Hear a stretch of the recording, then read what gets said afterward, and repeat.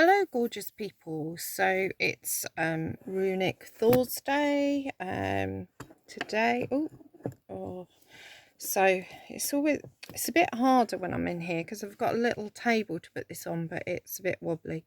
So I'm in the book room, which is my miniature library that my husband made me. I've got all my rune books here and all there. I do have quite a lot, so and I recommend having quite a library on rune books because you get like so many different people's way with the runes, because when you start working with them, you sort of learn the very sage knowledge, and you take in sort of all that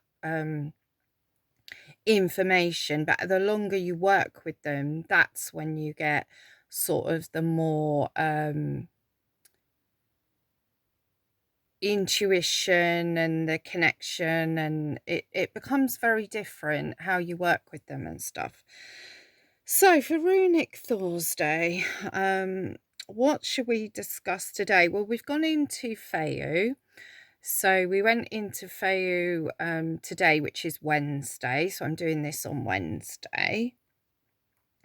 So we'll be fully into Fehu when you see this tomorrow, Thursday, because today you've still got that energy where it is like Dagaz / Fehu. So I work with that as it's going in, which I've said before. So yeah, so what I'm going to do this 2 weeks of Fehu is I'm going to do Maggie's YouTube Fehu meditation, because it's really, really good, and I've done it quite a few times before. I'm going to go back into my awakening modules, and I'm going to do the Fehu, feeling Fehu in the body and everything.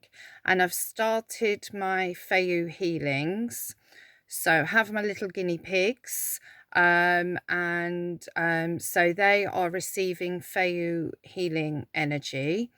I've already done 2, which are distance but also across time and space. So because a lot of the people in the mastery are Australia and America and so many different time zones, it's much easier to send obviously prior, because I don't want to do it after. So so I've got a lovely ritual that I've set up. I've got my lovely altar space, which I did post on here. It's on another video below. And yeah, a lot I sent it twice yesterday, so I did 2 people. Was really, really felt the energy, felt the power, felt Fehu really, really flowing through. It was really, really great. And I have sent the healing as for their highest good. So I haven't chosen, or they haven't told me something that they want to do the healing on, because I think it's better for the rune to just go where it's needed, how it's needed. So it might go physical body, it might go emotional body, it might go spiritual body. So it, that then the healing is going to work on whatever level, because the runes really work. I mean, healing works like that anyway. It works on all the levels. So but yeah, it's just really interesting from that jump from the sage knowledge to the actual, when you really, really start working with the runes. So let's say I've got my rune cards here. So let's do Yara. So there's Yara, the only rune that has 2 sides, two symbols to it. Now Yara is the rune of the year. So when you know the sage knowledge is, it's the rune of the year. It means year, and these 2 they move round the year. So you'll find Yara in the winter solstice. So it's like the turning of the year. And so it's about seasons, cycles, change. Now, obviously, if you pull that out for yourself, you'll connect with the sage knowledge, and then the more you connect in with the rune, then the more you'll get some other interesting information. So I've picked this out. Now, what do I'm connecting in. Right. So it's funny because I did I put up the Chatterwitch Wednesday today, and I talked about seasons. Actually, I talked about how we go into seasons through our lives on different things. So you might start a new job, then that would be the season of spring, and then it would go into summer, and then you'd be more connected there. And if you were there for years, and you might be retiring, that would be going into the winter phase. Everything has seasons and cycles and changes. This rune actually is saying to me at the moment that I need to look at some sort of, oh, I know what it is about now. Right now, this is weird. Straight away then this is talking to me about the moon, and we have the new moon in Cancer, and this is talking to me about the cycles and the change, and I need to like look at my cycling with the moon and how it affects me on a physical level. And that is something that I've looked at before, because I know that the week before the full moon, I used to get really, really tired. It used to be like a wave of tiredness that came from nowhere. So I would be fine the day before, I'd wake up and suddenly, or even during the day, there'd be a wave, and I was just absolutely like someone had literally unplugged me. That's exactly how it feels. And that lasted for like normally sort of anywhere between a week and 5 days. And then as soon as the full moon hit, then I'd be fine again. Well, that cycle has changed actually. And now it's the new moon. I get very tired with the new moon. But that hasn't really happened this time. But what I've found is I have actually been craving like bad food. I've been very, very hungry for this phase. So probably about 5 days I keep like wanting to snack or do it's just like and nothing's like satisfying me. It's like I couldn't eat enough to satisfy, so that is not a hunger, that is something sitting there, and I need to look at that cycle, and I need to see what's going on with it. So that Yara there, and when you look at that, how on earth would you get the moon from that? I mean, it's got a lovely big sunflower on, so you might think of the sun, but you wouldn't necessarily think of the moon. But that's what I got. Now, I know what Yara means, but it gave me that extra bit. So that's what happens. The more you work with the runes, the more you get your kenning hoard. And your kenning hoard is your connection with the runes, your information that then turns to wisdom. So what and when you read the runes, they change so many times, and you do get them. And I have said this, like, not so much cards, because I mean, yes, they could come out upside down. I mean, obviously Yara hasn't got a Merc stave, but if you did it on a card, you'd know that was Merc stave because the sunflower's upside down. So cards, you can basically read all the runes Merc stave, even the ones that actually aren't. So you'd know, like, Wunyo, and obviously it should be facing that way because it's a mirror image on here, but if it was that way, you'd know that's upside down, so it would be a Merkstave rune. And they don't really sort of mean that they're the negative side of them, say, like it is with cards. So not all the runes can be Merkstave, but if you have them in cards, you pretty much can read the Merkstave. But if you've got the runes, as lovely bits of wood and stuff like that, then the runes can end up, like I said, on their side, facing down. All sorts of fabulous things can come out. And then your Kenning hoard really comes into its own, because you can dip into that sage knowledge, bring out some of that wisdom that you've got, and then you can use it in different ways. So let's go back to Fehu. So what I'm going to do for these 2 weeks of Fehu is I'm going to carry on with the healing that I'm doing, and I'm working with someone else who isn't in mastery, and we are going to be sending each other Fehu healing, which be slightly different because it's going to be in real time. So she's going to sit and I'm going to send, so she'll receive as I'm sending, whereas the others have been distance and in time and space.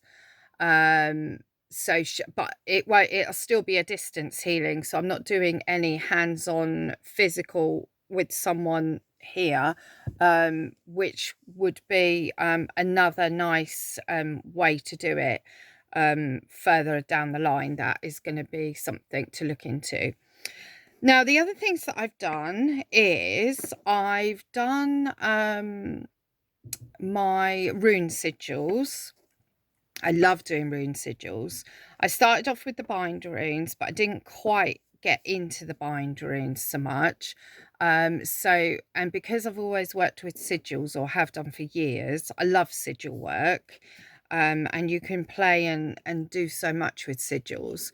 So with the sigils, what I've done, so I did like one for which would hold the 3 energies, so that'd be Dagars, because still today there's still the residue of Dagars, and then my inner rune, which is Sawillo, and then Fehu.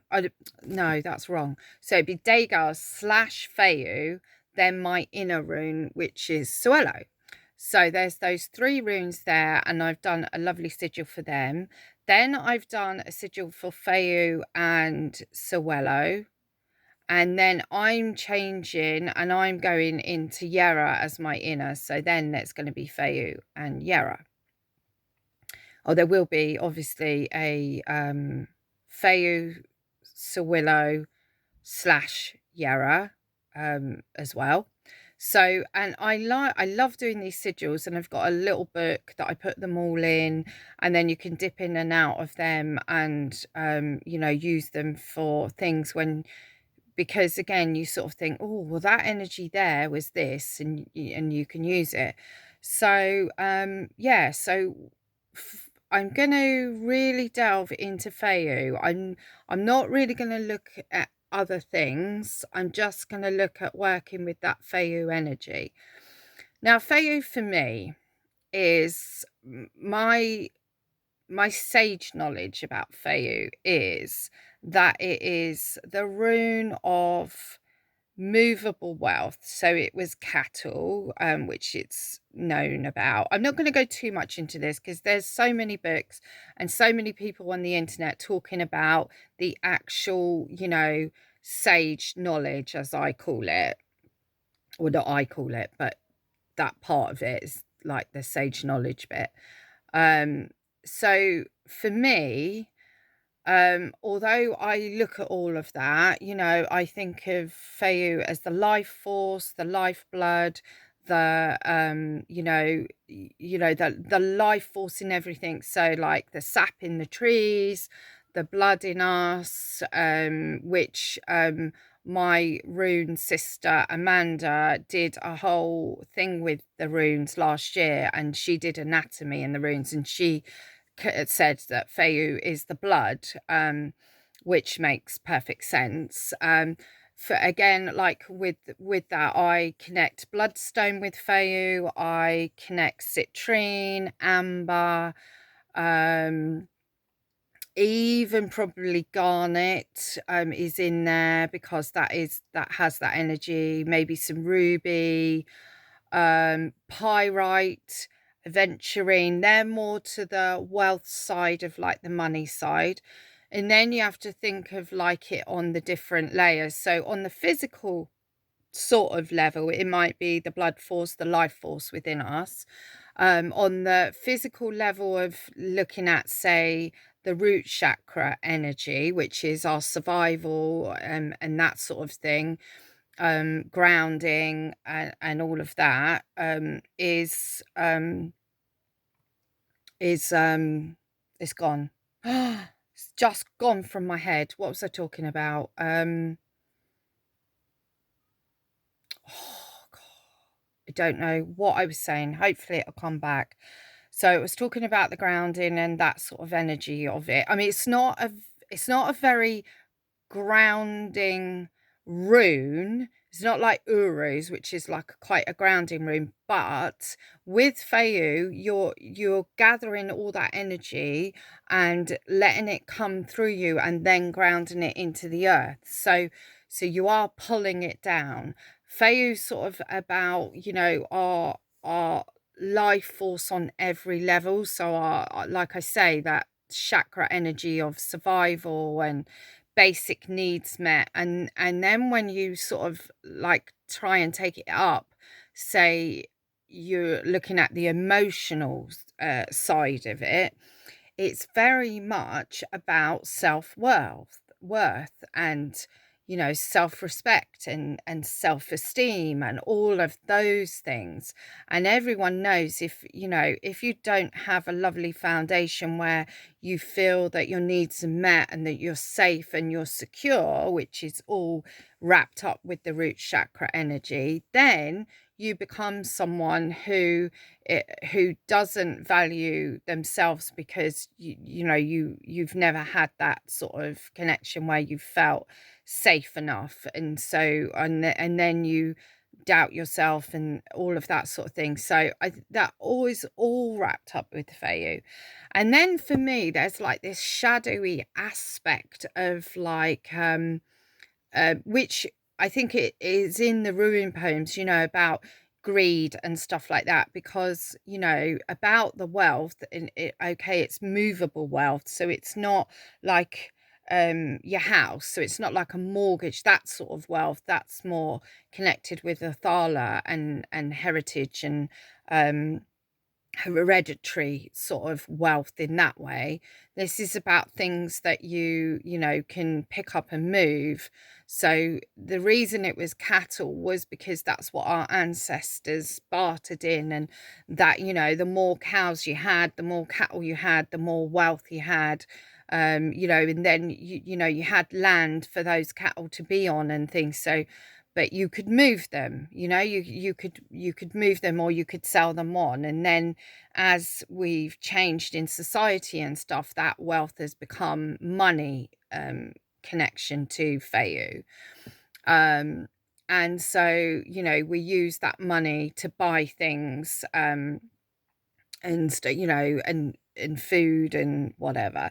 There's a lovely cycle with Fehu where it is that sort of um food growing, food being consumed, and then going, then we release it, and we've taken all the nutrients, and that's given us that lovely energy within our bodies, but then it has to be released.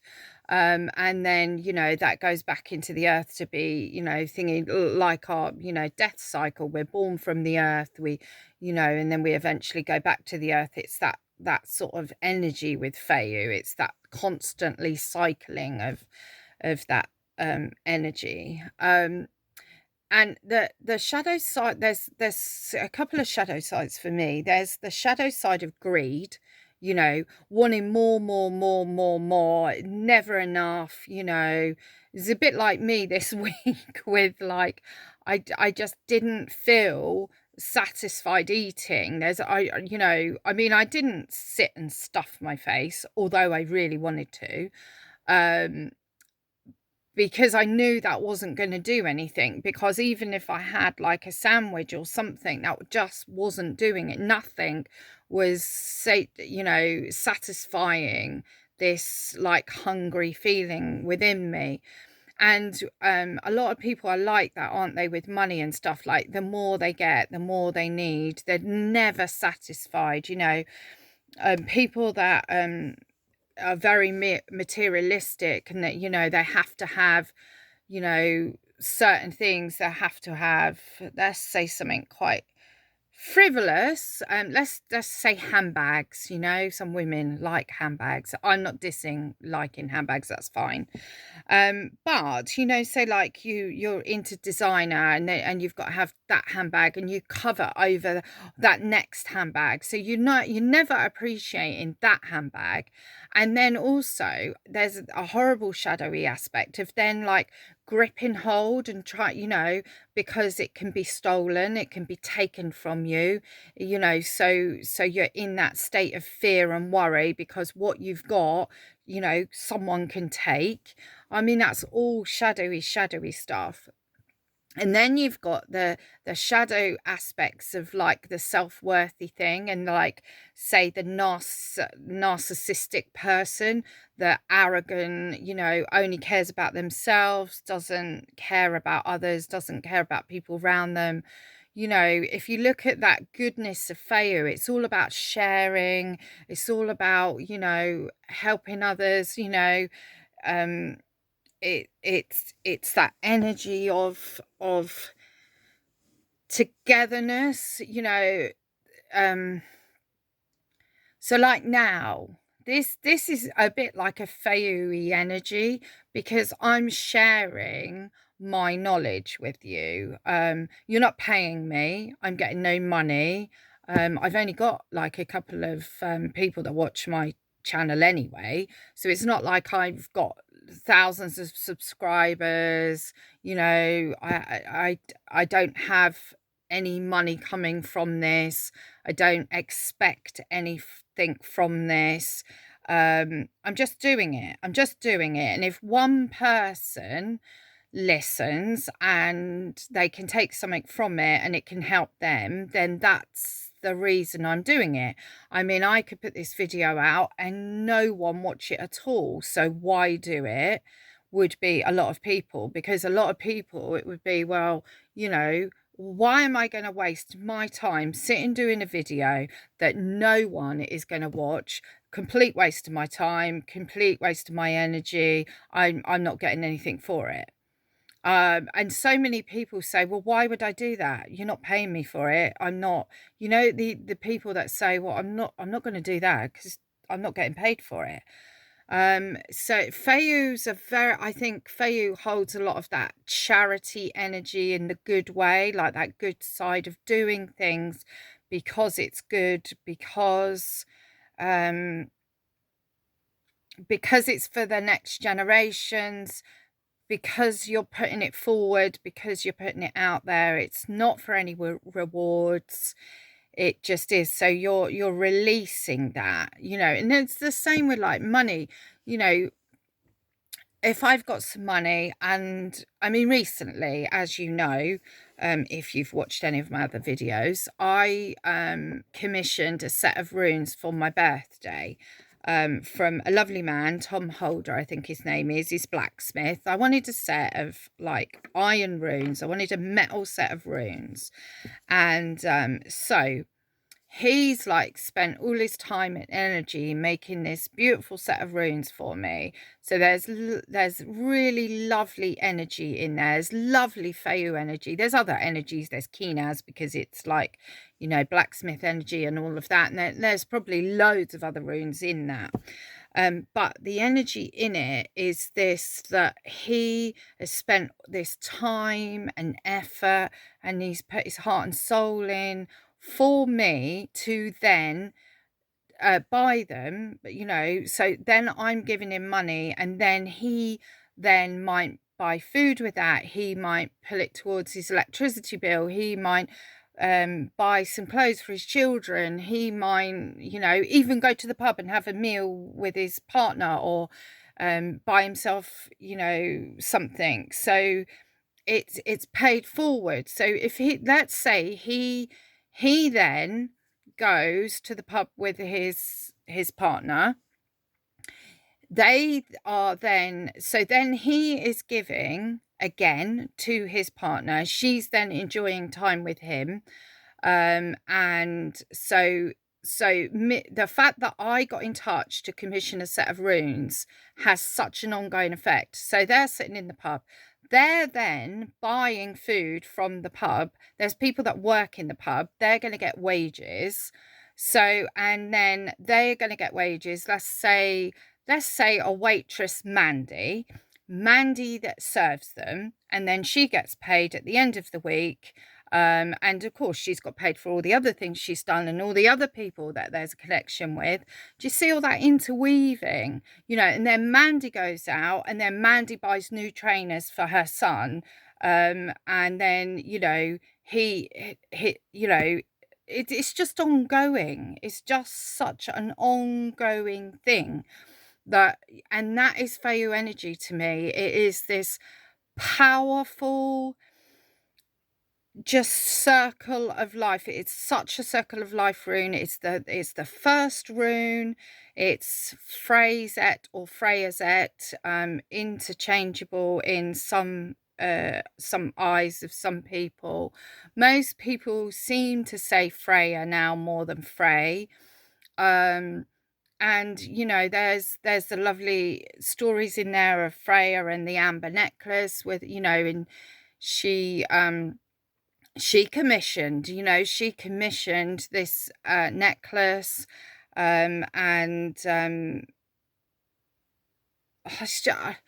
getting a bit lost because as I'm talking, I'm feeling Fehu so strong. I'm not hearing, so I'm not, it's not telling me something. I'm not seeing something in my mind. I'm feeling that Fehu energy going through me, and it's sort of almost like taking my breath away a bit, because I need to sort of breathe and then bring it down. It's such a powerful rune. And this just proves to me, I mean, this is on camera, and I will put this video out. I could actually delete it and start again, but but that just proves more and more to me that that's how the runes work, that the more you connect with them, and I'm just sitting here talking about Fehu, and then it's just flooding through my body.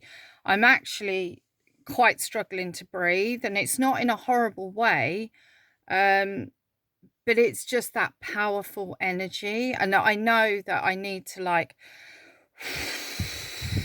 and let it sort of go through, because that is how Fehu works. It's just well, that's how really all the runes work. They're just such powerful things, and truly inspirational and mind-blowing, and they just really help you on your path.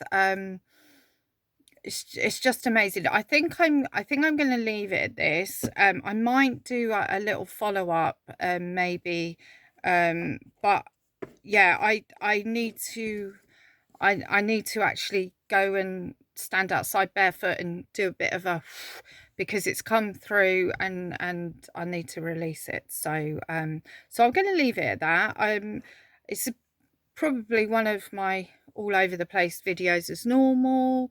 Yeah, so I hope you get something from it. I hope you enjoy it. Like I say, any comments would be great. If you want to like it, that'd be great.